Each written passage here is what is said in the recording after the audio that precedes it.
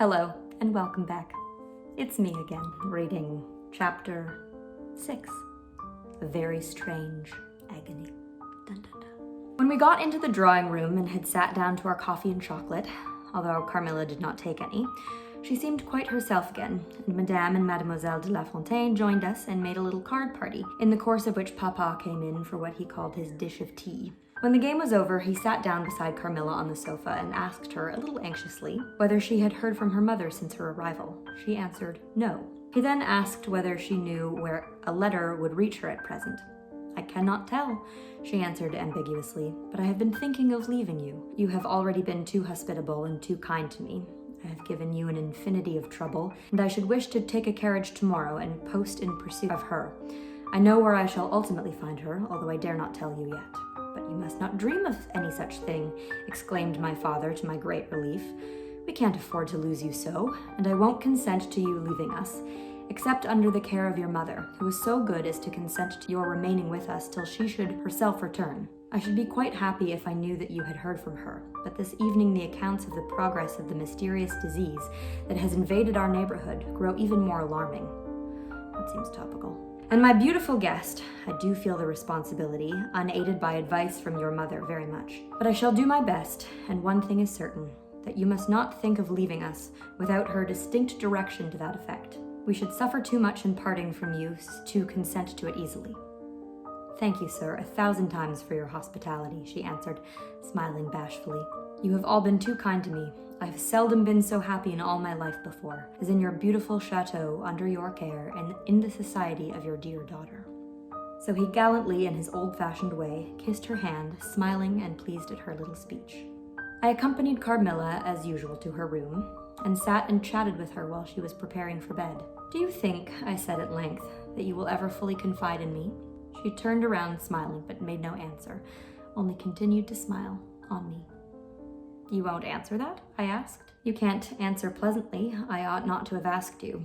You were quite right to ask me that, or anything. You do not know how dear you are to me, or you could not think any confidence too great to look for. But I am under vows, no none half so awfully, and I dare not tell my story yet, even to you. Time is very near when you shall know everything. You will think me cruel, very selfish, but love is always selfish. Is it? The more ardent, the more selfish. Agree to disagree. How jealous I am that you cannot know.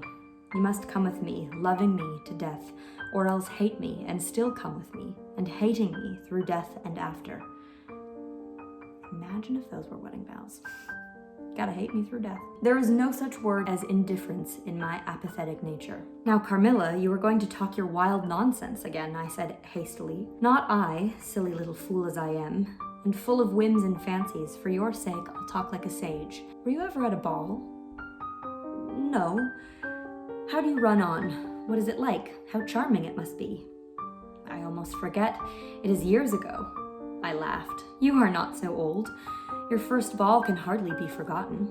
I remember everything about it, with an effort. I see it all, as divers see what is going on above them, through a medium, dense, rippling but transparent. There occurred that night what has confused the picture, and made its colors faint. I was all but assassinated in my bed, wounded here, she touched her breast, and never was the same since. Were you near dying? Yes, very. A cruel love, strange love, that would have taken my life. Love will have its sacrifices. No sacrifice without blood. Let us go to sleep now. I feel so lazy.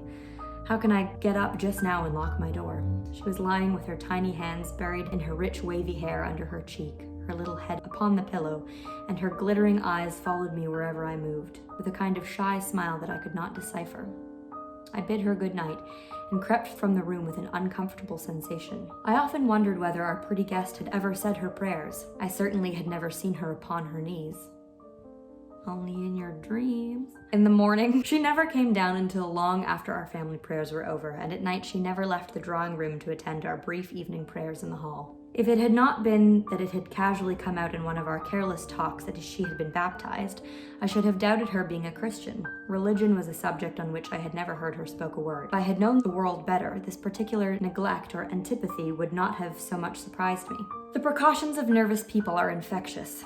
and persons of a like temperament are pretty sure, after a time, to imitate them. I had adopted Carmilla's habit of locking her bedroom door, having taken into my head all her whimsical alarms about midnight invaders and prowling assassins. I had also adopted her precaution of making a brief search through her room to satisfy herself that no lurking assassin or robber was ensconced. These wise measures taken, I got into my bed and fell asleep.